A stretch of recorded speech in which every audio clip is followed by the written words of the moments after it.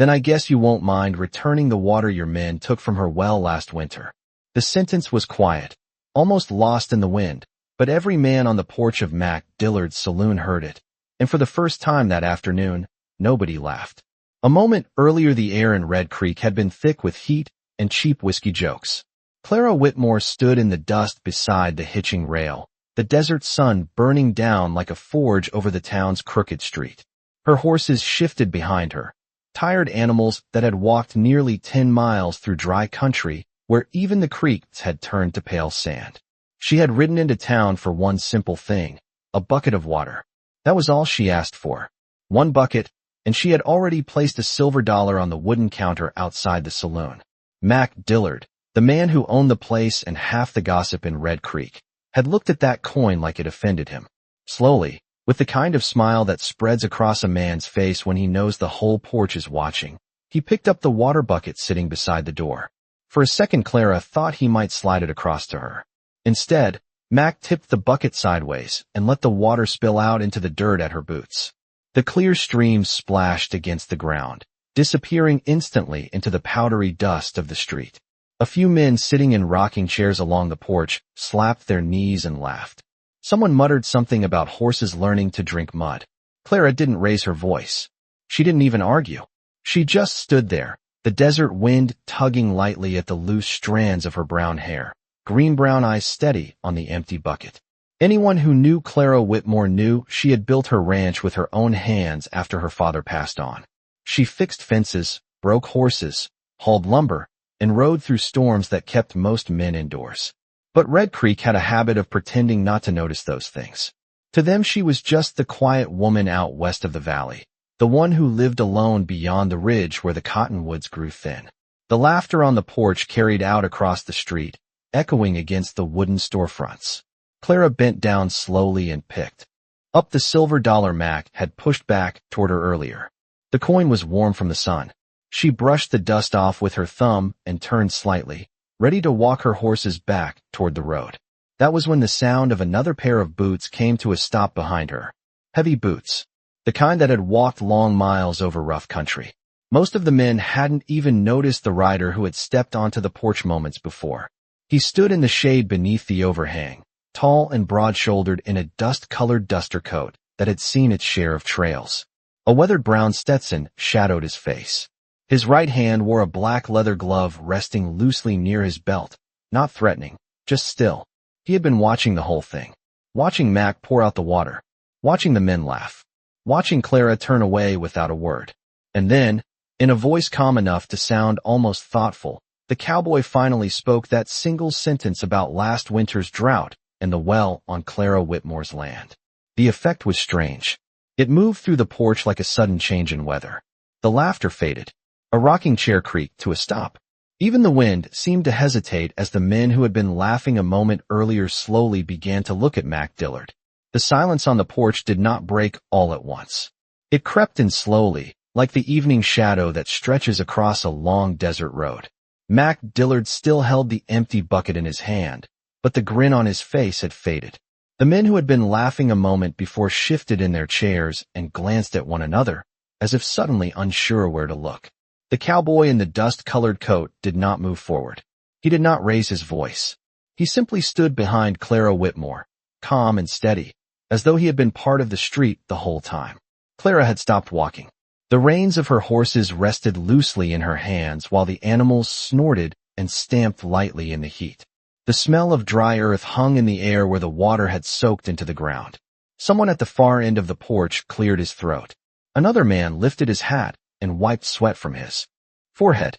Everyone in Red Creek remembered that winter, even if they had hoped nobody would mention it. It had been the kind of drought that turned the valley into cracked clay. Wells across the county had run shallow.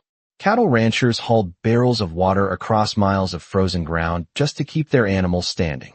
And on the far edge of the valley there had been one place where the pump still worked. Clara Whitmore's well. The memory hung between them now. A few of the men sitting on the porch had ridden out there themselves in the gray mornings of January. They had filled their barrels, their canteens, their horse troughs. Clara had not asked them for payment. She had not asked them for favors.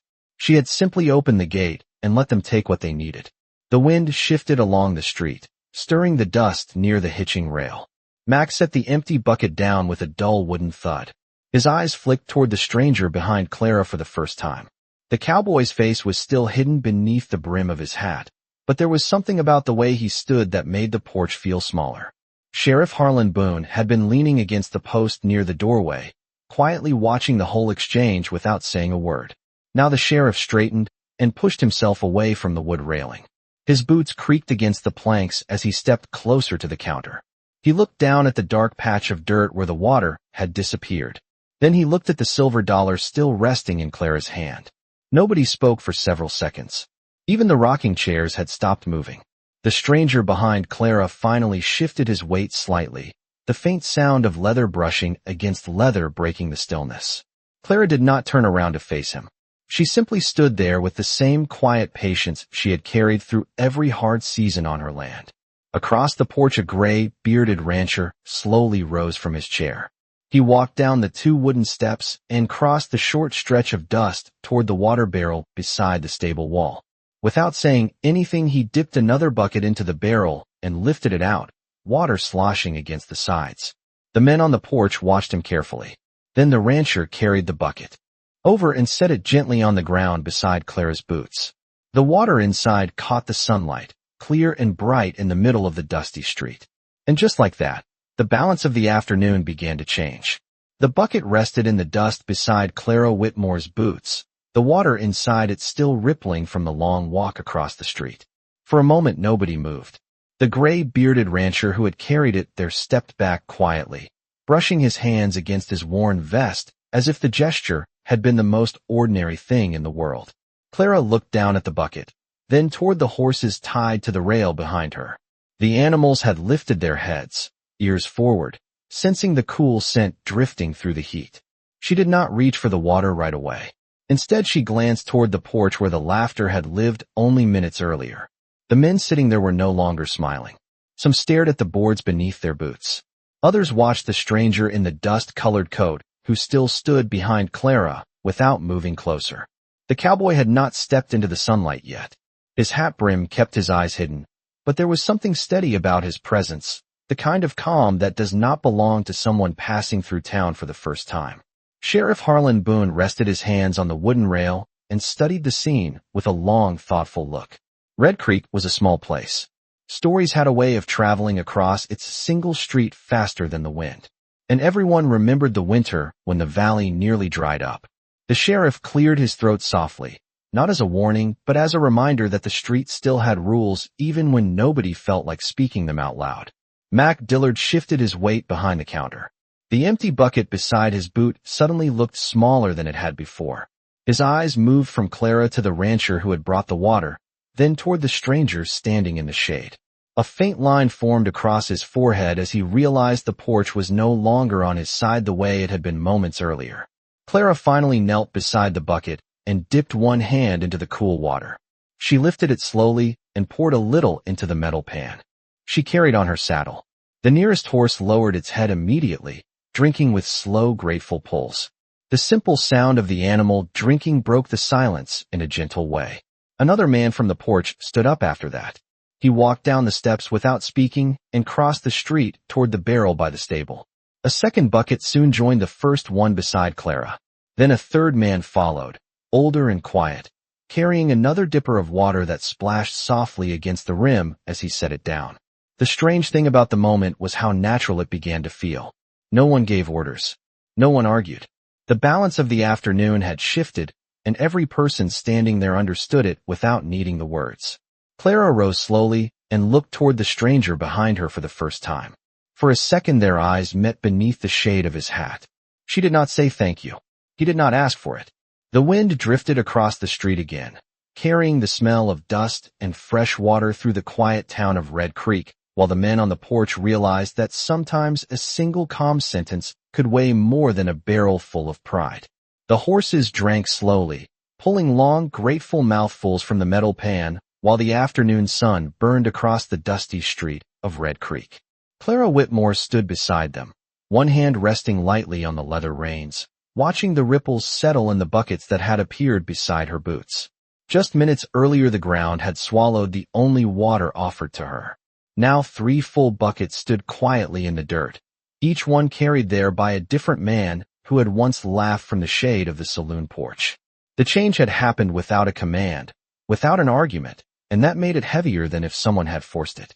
Sheriff Harlan Boone remained near the porch railing, arms folded loosely as he studied the scene with a thoughtful patience that came from years of watching small towns correct themselves. Mac Dillard leaned against the counter behind the porch, the empty bucket still near his foot. His shoulders had stiffened in a way that told the whole street he understood something had slipped beyond his control. Red Creek had always been a place where pride spoke loudly. But today pride had stepped aside for memory. The gray-bearded rancher who had first carried water now rested his elbow against the hitching rail and looked out across the street toward Clara's horses. He gave a slow nod, not to anyone in particular, but to the quiet truth of the moment. A few more townsfolk had begun to gather along the boardwalk, drawn by the silence that had replaced the laughter. They stood beneath the awnings, hats tipped low against the sun, watching Clara's horses drink as if the small act carried more meaning than anyone wanted to say aloud. The stranger in the dust-colored coat still stood where he had been, just behind Clara and slightly to the side, the brim of his worn brown hat shading his eyes. He had not stepped forward to claim credit, and he had not stepped away either. The wind tugged gently at the edge of his duster, lifting a faint line of trailed dust from the fabric. Clara finished filling the metal pan again and set it down for the second horse.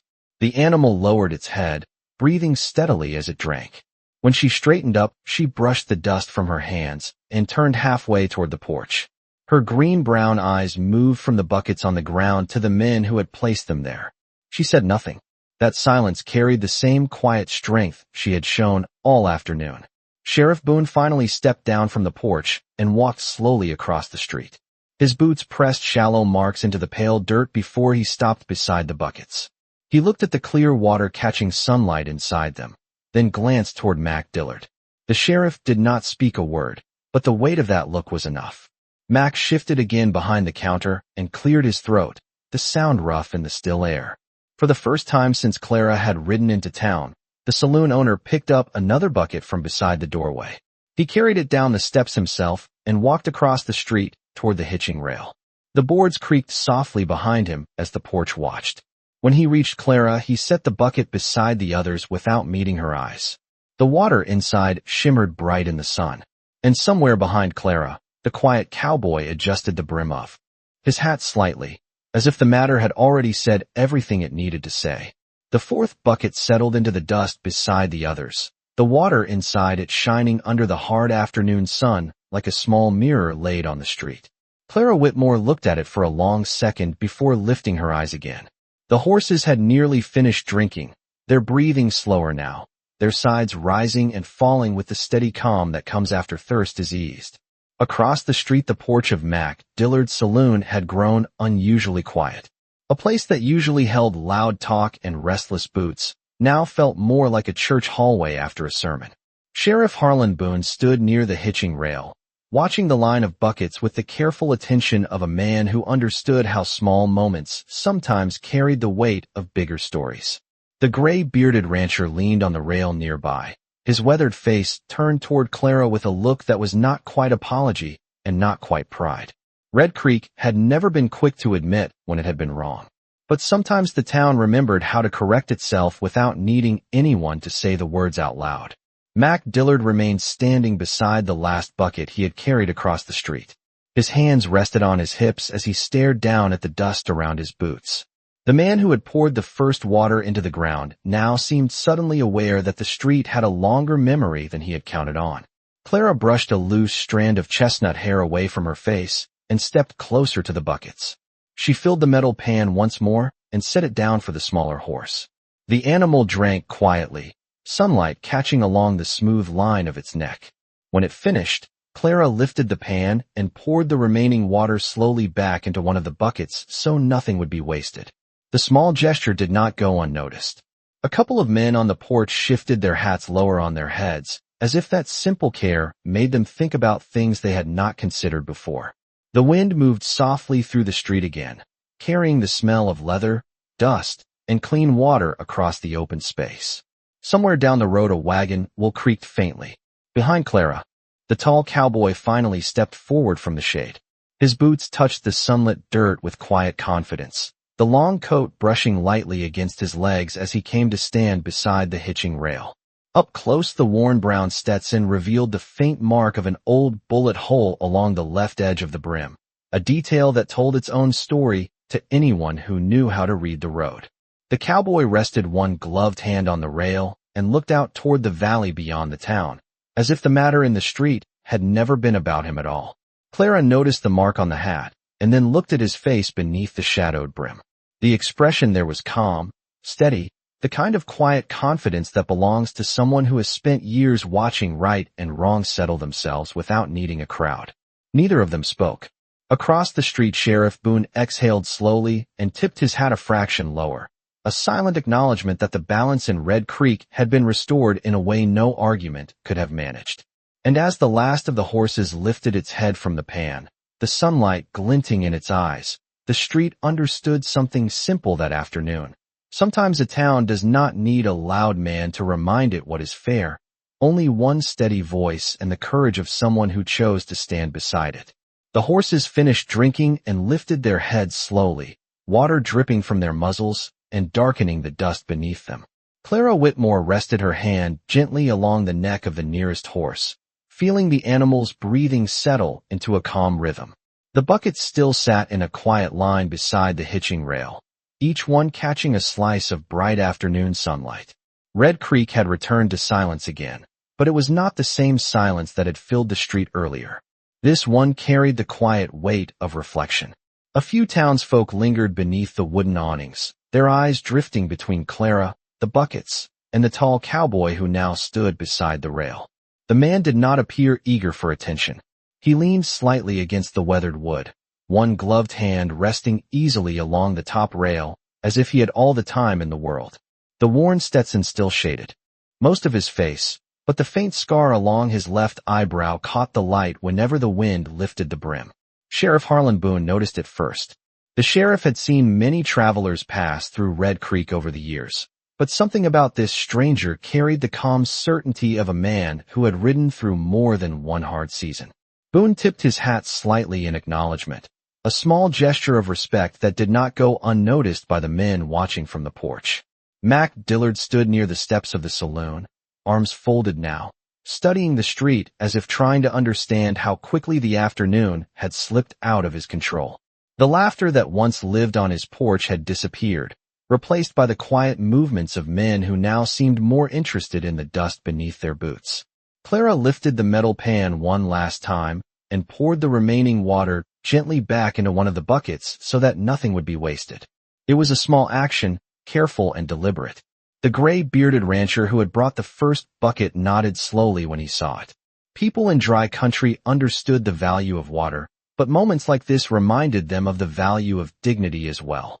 The wind drifted down the street again, tugging lightly at Clara's blouse and stirring the edge of the cowboy's long duster coat. For a few seconds no one spoke. Then Sheriff Boone stepped closer to the hitching rail and looked toward the stranger. The sheriff's voice was calm when he finally spoke, not challenging, simply curious in the way small towns sometimes are when a new story walks into their street. The cowboy turned his head slightly toward him. Beneath the shadow of the hat, his gray-blue eyes met the sheriff's gaze. There was no tension in them, only the steady patience of someone who understood that truth rarely needed more than a single sentence to stand on its own. Clara watched the exchange quietly. She had not asked for help that afternoon, yet it had arrived all the same, carried by a stranger who seemed more comfortable standing behind her than standing in front of anyone. The horses shifted again, their thirst satisfied, the metal pan now empty in Clara's hands.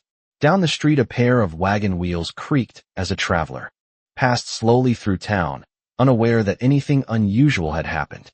But everyone standing in Red Creek knew the street had changed just a little that day. Sometimes the measure of a town was not how loudly it spoke, but how quietly it remembered what was right. The afternoon sun drifted lower above Red Creek, stretching longer shadows across the quiet street, while the last ripples of water in the buckets slowly settled into stillness. Clara Whitmore wiped the dust from her hands, and secured the metal pan back against her saddle.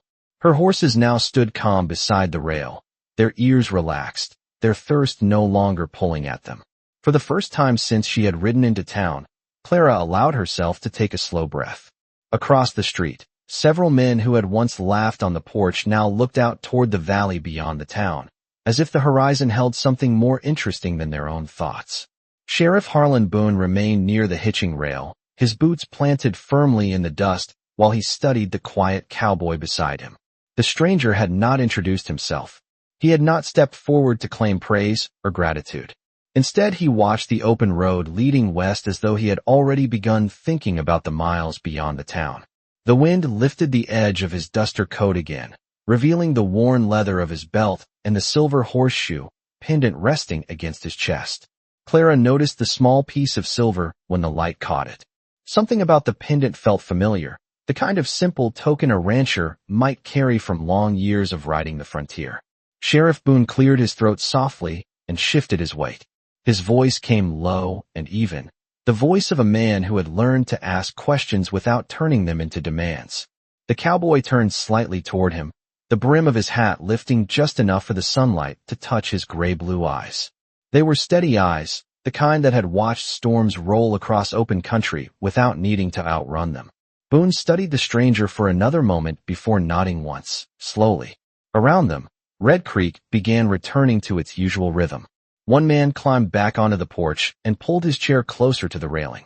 Another walked down the boardwalk carrying a crate toward the general store. The quiet tension that had filled the street earlier had loosened its grip, replaced by the gentle sounds of a town settling back into its ordinary afternoon. Clara lifted the reins and led her horses a few steps away from the buckets, careful not to spill the remaining water. She paused beside the cowboy, glancing toward him briefly before turning her gaze down the road that led out toward her ranch. For a moment neither of them spoke. The wind moved through the street again, carrying with it the faint scent of sage from the hills beyond the valley. Sheriff Boone tipped his hat slightly toward Clara, a quiet sign of respect that required no words. Clara returned the gesture with a small nod of her own. Then she guided her horses toward the open road. Behind her the stranger remained beside the hitching rail, watching her ride away with the same calm patience he had shown all afternoon. The people of Red Creek would remember that moment for a long time. Not because anyone raised their voice or forced a change, but because a single sentence spoken at the right time had reminded the whole town of something simple. A place built on hard land could only stay strong if the people standing in it chose fairness over pride. Clara Whitmore rode slowly out of Red Creek with the sun beginning its long slide toward the western hills. The hooves of her horses pressed soft rhythms into the dusty road while the town behind her settled back into its ordinary afternoon. The buckets of water still stood beside the hitching rail where the men had placed them, catching the last strong light of the day like quiet witnesses to something that had shifted in the town. Clara did not look back right away. She guided the horses past the final row of wooden buildings, past the blacksmith shop and the small general store, until the open road stretched wide before her across the dry valley. The land beyond Red Creek rolled out in gentle ridges of pale grass and scattered sage, the same land she had crossed countless times since she first took over the ranch. The wind brushed through the tall grass and carried the scent of dust and distant cottonwood trees. After a few hundred yards, Clara slowed her horse and finally turned in the saddle. From that distance, the town looked smaller, just a line of sunlit rooftops and porch shadows resting along the road. But one shape still stood clearly near the hitching rail. The tall cowboy had not moved far. He remained beside the rail where she had left him, one arm resting casually along the wood while he watched the road stretch westward. Even from this distance, the familiar mark on the brim of his hat caught the fading light. Clara studied the figure for a moment longer than she expected. Something about the way he stood reminded her of riders who belonged more to the open range than to any single town. People like that rarely stayed long in one place. Back in Red Creek, the afternoon had begun to breathe again. Sheriff Harlan Boone returned slowly to the boardwalk, pausing near the buckets before pushing one of them back toward the saloon wall so the water would not sit in the open sun. The gray-bearded rancher lifted another bucket and carried it toward the stable trough, using the water where it would not be wasted. The small movements felt natural now, as though the town had quietly decided how to move forward from the moment that had passed through its street. Mac Dillard stood on the porch steps watching the road where Clara had ridden away. His shoulders were no longer stiff with pride, only thoughtful in a way that suggested the afternoon had left him with more to consider than he expected. After a while the saloon owner turned and walked back inside, the swinging doors moving slowly behind him. Near the hitching rail the cowboy finally pushed himself upright and stepped down into the street. The dust rose lightly around his boots as he walked toward the water barrel beside the stable wall. He dipped a small tin cup into the barrel and took a quiet drink before setting the cup back on the rim. Then he lifted his head and looked down the road where Clara Whitmore had disappeared into the wide valley. The wind moved through Red Creek again, carrying the faint sound of distant hooves fading across the land. The cowboy adjusted the brim of his worn hat and stood there a moment longer, as if measuring the road ahead, before turning his gaze back toward the quiet town that had just remembered what fairness looked like. The road out of Red Creek stretched quiet beneath the lowering sun as Clara Whitmore continued across the valley, the steady rhythm of her horses echoing softly against the wide, open land. The town behind her had already begun to fade into the pale haze of distance, its rooftops shrinking against the horizon until only the faint outline of the water tower and the church steeple remained. Clara rode in silence, letting the wind move through her chestnut hair while the smell of warm grass and dust followed the trail ahead. She had traveled that road hundreds of times before, yet something about the afternoon lingered in her thoughts like the fading echo of a distant bell. The stranger's voice, calm and certain, still rested somewhere in the back of her mind. One sentence, nothing more, yet it had turned the weight of an entire porch full of laughter into silence. Clara did not know the man's name. She had only seen the brief flash of gray-blue eyes beneath the brim of a worn hat and the quiet confidence in the way he stood without asking for recognition. Riders like that did not pass through towns every day. Back in Red Creek, the evening light had softened the edges of every building along the street. Sheriff Harlan Boone stepped out of his office and paused near the boardwalk railing, watching the long road that ran toward the valley. The sheriff had spent many years keeping order in small frontier towns, and he understood how fragile fairness could be when pride grew louder than common sense. What happened that afternoon had not been loud. No shouting, no threats, just a reminder delivered in the calm voice of a man who clearly knew the truth of the land and the people who worked it. Boone leaned against the post outside his office and studied the figure still standing near the stable yard. The cowboy had moved only slightly since Clara rode away. He now stood beside the watering trough where several horses drank slowly, their reins hanging loose while the stable boy swept dust from the doorway. The man's gloved hand rested along the trough rail, and his silver horseshoe pendant glimmered faintly each time the sun slipped through the moving branches of the cottonwood tree beside the stable. The stable boy glanced up at him once, or twice, curious but careful not to interrupt the quiet presence of someone who clearly preferred the company of the open road to the noise of a crowded porch. Across the street the saloon doors opened again as a few men stepped back out into the evening air. Their voices were lower now, their laughter subdued. Even Mac Dillard spoke more softly as he leaned against the porch railing, watching the sky change color above the distant hills. Sometimes a town learned its lessons slowly, carried over years of small moments. Other times it learned in a single afternoon. The wind drifted through Red Creek again, rustling the cottonwood leaves and stirring the dust along the road. The tall cowboy lifted his head slightly and looked west, the direction Clara had ridden. For a brief moment the fading sunlight caught the scar above his left eyebrow and the worn bullet mark along the brim of his Stetson hat. Then he pushed away from the trough and walked toward the hitching rail where his own horse waited patiently, as though the road ahead had already begun calling his name. The last light of day stretched across Red Creek like a thin sheet of gold as Elias Carter reached the hitching rail and rested his gloved hand on the saddle of his horse. The animal lifted its head slowly as if it had been waiting for that exact moment. Dust clung to the long coat draped around Elias Carter's broad shoulders, the color of desert sand blending easily with the fading street. The scar across his left eyebrow caught the dimming light for a brief second before the brim of his old Stetson hat shaded it again. For a while he did not move, He simply stood beside the horse and listened to the quiet sounds that drifted through small frontier towns when evening began settling in. A hammer tapped softly at the blacksmith shed 2 buildings down. Someone pushed a wooden window open above the general store. The wind rolled through the cottonwood branches beside the stable, carrying the dry smell of grasslands stretching far beyond the town. Sheriff Harlan Boone crossed the street slowly, his boots pressing gentle marks into the dusty road until he stopped beside the hitching rail. He rested his forearms on the wood and looked out toward the valley where Clara Whitmore had ridden earlier. The sheriff had noticed something about the tall cowboy hours ago, something steady in the man's posture that spoke of quiet certainty rather than pride.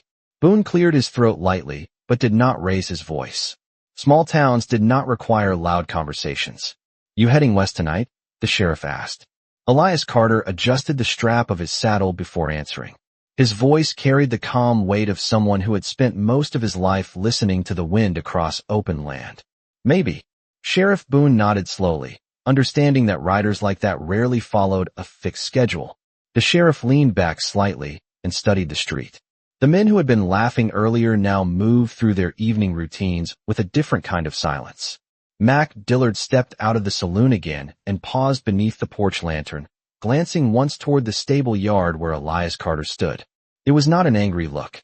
It was the look of someone who had been reminded of something simple and honest. Boone let the quiet settle for a moment before speaking again.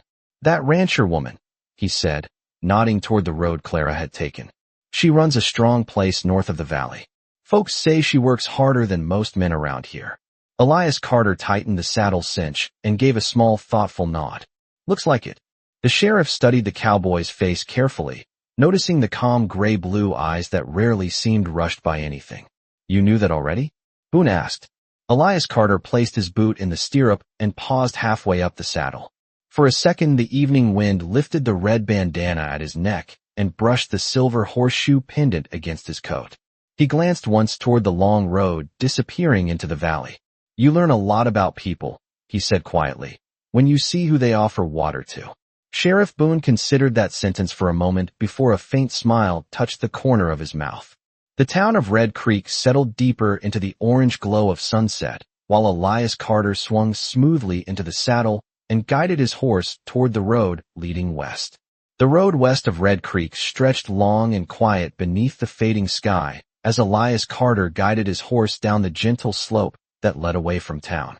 The last lanterns behind him flickered to life, one by one along the wooden porches, their warm glow settling into the calm rhythm of evening.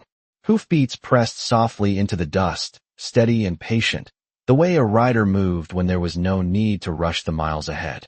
The valley opened wide before him, a rolling sea of pale grass and scattered juniper trees that caught the final colors of sunset. Somewhere far ahead, a narrow trail curved north toward the Whitmore Ranch. Elias Carter knew the land well enough to recognize that turn long before the moon rose. He did not ride directly toward it yet. Instead, he kept a slow pace along the main road, letting the wind move across his coat while the red bandana at his neck shifted gently with each step of the horse.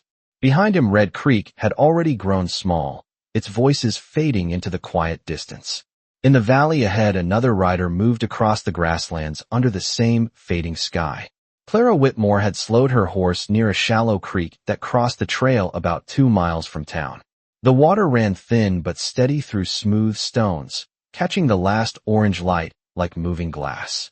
Clara guided the horses down to the bank and allowed them to drink while she stepped down from the saddle. The long ride had left dust along the hem of her riding coat, and across the boots she planted firmly beside the stream. For a moment, she simply listened to the quiet flow of water and the soft rustle of evening wind across the grass. The events of the afternoon had followed her farther than she expected. It was not the laughter that stayed with her. That part had already faded like a passing storm. What lingered instead was the calm voice of the stranger who had spoken only once and somehow changed the tone of the entire street. Clara knelt beside the creek and dipped her hand into the cool water, letting it slide slowly through her fingers. The reflection of the sky rippled across the surface as a distant sound drifted across the valley behind her. Hoofbeats. Slow and steady. Clara lifted her head slightly, but did not stand yet. The rhythm of those hoofbeats carried a familiar patience, the kind that belonged to riders who understood the land rather than fought against it. A minute later, the tall silhouette of another horse appeared along the road above the creek. Elias Carter guided his horse down the slope toward the water without hurry, the evening wind brushing the brim of his worn Stetson hat as the scar above his left eyebrow caught a faint line of moonlight beginning to rise in the east. Clara Whitmore stood slowly beside the creek, brushing the dust from her hands as the rider approached the water's edge. For a moment, neither of them spoke. The valley rested quiet around them, while the horses lowered their heads to drink from the shallow stream. The wind moved across the grass, carrying the scent of cool water and distant hills between two riders who had first crossed paths in the middle of a quiet frontier street. The creek moved quietly through the valley while the first pale stars began appearing above the darkening hills. Clara Whitmore stood beside the water with the calm posture of someone who had spent most of her life under open skies, her horses drinking slowly beside her while the wind brushed through the tall prairie grass. Across the narrow stream, Elias Carter rested easily in his saddle for a moment before swinging one leg down and stepping onto the gravel bank. The sound of his boots against the stones was soft but steady, the kind of movement that carried no hurry. His horse lowered its head to the water beside Clara's team, the animals accepting each other without question the way horses often did out on the range. For a few seconds, neither rider spoke. The quiet of the valley felt wide and patient, as though the land itself preferred silence before words. Clara studied the tall figure beside the opposite bank. In the faint light of the rising moon, she could see the weathered lines of his coat and the worn brim of the old Stetson hat, the small mark along its left edge catching a trace of silver light. When he finally lifted his head, the scar above his left eyebrow became visible for just an instant before shadow softened it again. Clara gave a small nod of recognition. "That was quite a sentence back there," she said calmly, her voice carrying across the narrow creek with the easy confidence of someone used to speaking her mind. Elias Carter crouched beside the stream and dipped his hand into the water, letting the cool current run across his fingers before answering. "Sometimes people only need one," he said. His voice carried the same quiet steadiness that had settled the porch earlier that afternoon. Clara watched him for a moment longer before leaning lightly against the saddle horn of her horse. "Red Creek does not usually change its mind that fast," she said. Elias Carter stood again and wiped the water from his hand against the dark leather glove. "It did not change its mind," he replied. "It just remembered something it forgot." The wind moved through the valley again, bending the grass in long, gentle waves that rolled across the land like water under moonlight. Clara followed the motion with her eyes before looking back toward the man across the creek. "You ride through many towns reminding people of things?" she asked with a hint of quiet curiosity. Elias Carter rested his arm along the saddle of his horse and gave a small, thoughtful shrug. "Not really," he said. "Most towns already know the difference between pride and fairness." Clara studied his expression for another second before a faint smile touched the corner of her lips. The night air had cooled now, carrying the clean scent of creek water and distant cedar trees. Somewhere far out in the grasslands, a night bird called once and then fell silent again. Clara straightened slowly and gathered the reins of her horses. "The Whitmore Ranch sits about 3 miles north of here," she said, glancing toward the trail that curved away through the hills. "If you are heading that direction, the road gets narrow past the ridge. Riders who do not know it sometimes miss the turn." Elias Carter lifted his gaze toward the dark outline of the hills and then back to Clara Whitmore. For a moment, the quiet valley held them both under the rising moon, two riders standing beside the same thin line of water on a wide frontier night. The moon had climbed higher above the valley, spreading a pale silver light across the quiet creek and the rolling grasslands beyond. Clara Whitmore stood beside her horse with the reins resting loosely in her hand, the cool night wind brushing strands of chestnut hair across her shoulder. Across the narrow water, Elias Carter lifted his eyes toward the dark line of hills she had pointed out. The land stretched wide and patient under the stars, the kind of country that did not rush anyone but quietly tested whether a rider truly understood it. For a moment, he studied the narrow trail curving north through the ridges.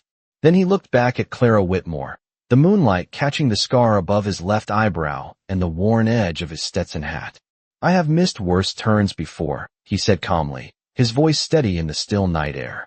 Clara's faint smile returned, softer this time, the kind that belonged to someone who respected quiet confidence more than loud promises. She stepped into the stirrup and swung easily into the saddle, settling the reins with practiced hands.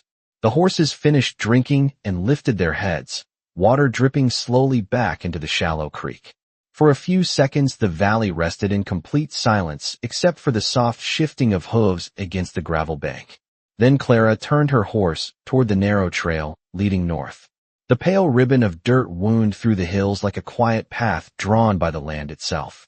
Elias Carter mounted his own horse a moment later, adjusting the saddle strap with a slow, deliberate motion before guiding the animal across the shallow edge of the creek.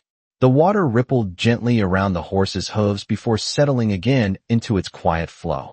He rode up beside Clara Whitmore without hurry, the two horses now facing the same narrow trail under the open sky. The wind moved through the grass again, carrying the scent of cedar and distant earth while the stars brightened above the dark ridge line. They rode for a while without speaking, following the thin path that curved between low hills and scattered rocks. Somewhere ahead the land opened into the northern valley where the Whitmore ranch waited under the night sky.